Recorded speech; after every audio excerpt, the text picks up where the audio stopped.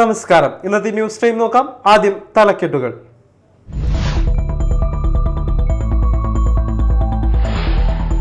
തൃശൂർ കോടതിയിൽ നിന്ന് രക്ഷപ്പെട്ട പ്രതി ശ്രീലങ്കൻ പൗരൻ അജിത് കിഷൻ പിടിയിൽ. തമിഴ്നാട്ടിൽ നിന്ന് മോഷ്ടിച്ച ബോട്ടിൽ കടൽ മാർഗം രക്ഷപ്പെടാൻ ശ്രമിക്കുമ്പോഴാണ് പിടിയിലായത്. ശ്രീലങ്കൻ നാവികസേനയാണ് പിടികൂടിയത്.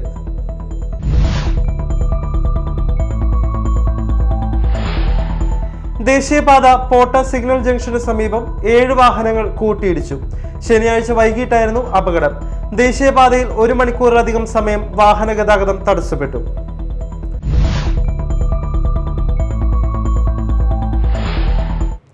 വാർത്തകൾ വിശദമായി.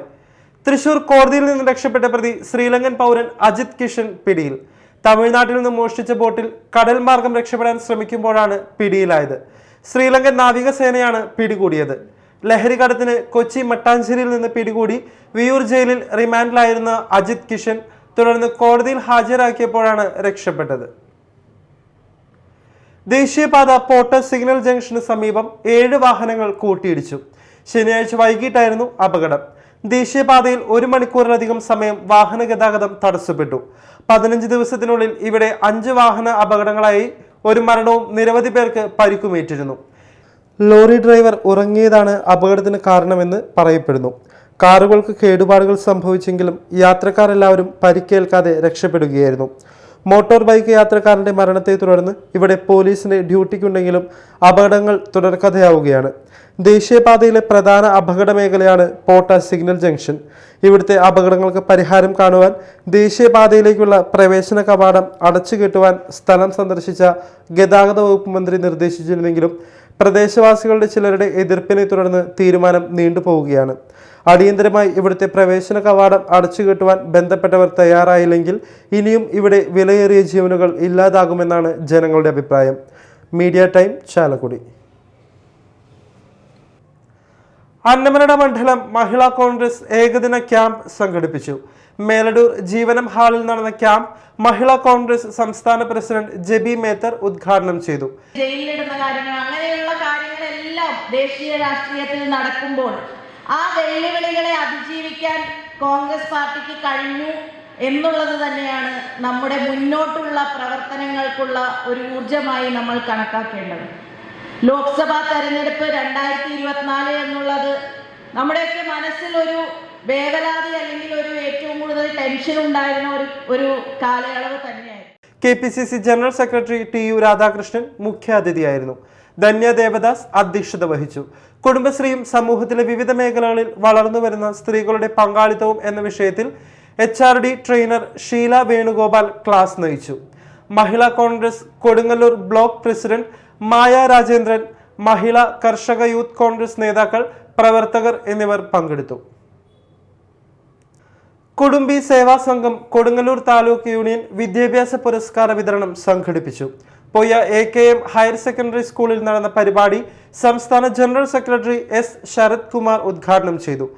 അന്ന് കാട്ടാളനായിരുന്ന ആ വ്യക്തിയിൽ നിന്ന്, ഒരു കള്ളനായിരുന്ന ആ വ്യക്തിക്ക് അവിടെ വന്നിട്ടുള്ള ഉപദേശങ്ങളിൽ നിന്ന് ഒരു മാറ്റം സംഭവിച്ചുകൊണ്ട് അദ്ദേഹത്തിന്റെ ഉള്ളിലുണ്ടായിരുന്ന അറിവ് ആ സ്പാർക്കിലൂടെ പുറത്തു വരിക, ജ്ഞാനത്തിലൂടെ പുറത്തു വന്നുകൊണ്ട് ആ ജ്ഞാനത്തിലൂടെ ഉത്ഭവിച്ചിട്ടുള്ളതാണ് 24,000 ശ്ലോകങ്ങൾ അടങ്ങുന്ന രാമായണം എന്ന് പറയുന്ന മഹാകാവ്യം.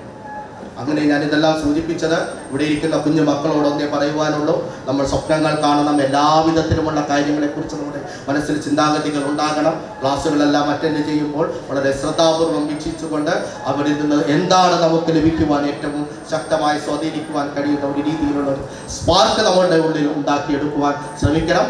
അത്തരത്തിലുണ്ടാവുന്ന ആ സ്പാർക്കിലൂടെ നമ്മുടെ ജീവിതത്തെ മുന്നോട്ട് നയിക്കുവാൻ കഴിയണം. നല്ല വ്യക്തികളായി വളരണം, നല്ല കുടുംബത്തിലേക്ക് വളരണം, നല്ല സമൂഹമായി വളരണം, നല്ല സമുദായമായി വളരണം. നല്ലൊരു രാഷ്ട്രം കെട്ടിപ്പടുക്കുന്നതിന് വേണ്ടി നിങ്ങളുടെ വിഭവസമൃദ്ധമായിട്ടുള്ള നിങ്ങളുടെ ആ പ്രയത്നങ്ങൾ ഇതിന്റെ ഭാഗമായി ഉണ്ടാകണം.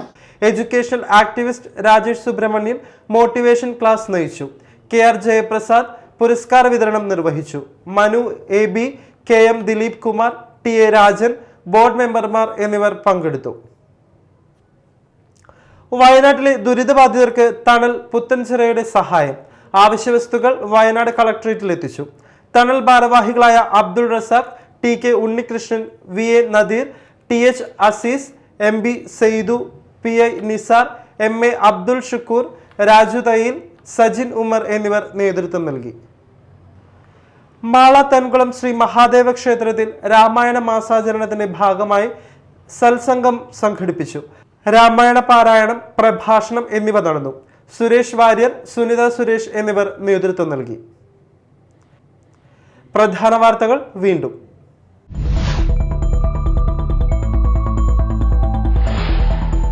തൃശൂർ കോടതിയിൽ നിന്ന് രക്ഷപ്പെട്ട പ്രതി ശ്രീലങ്കൻ പൗരൻ അജിത് കിഷൻ പിടിയിൽ. തമിഴ്നാട്ടിൽ നിന്ന് മോഷ്ടിച്ച ബോട്ടിൽ കടൽ മാർഗം രക്ഷപ്പെടാൻ ശ്രമിക്കുമ്പോഴാണ് പിടിയിലായത്. ശ്രീലങ്കൻ നാവികസേനയാണ് പിടികൂടിയത്.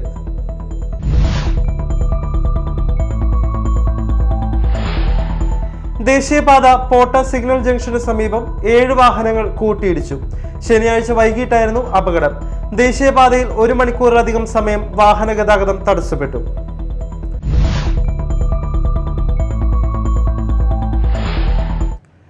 ഇതോടെ ന്യൂസ് ടൈം സമാപിച്ചു. നമസ്കാരം.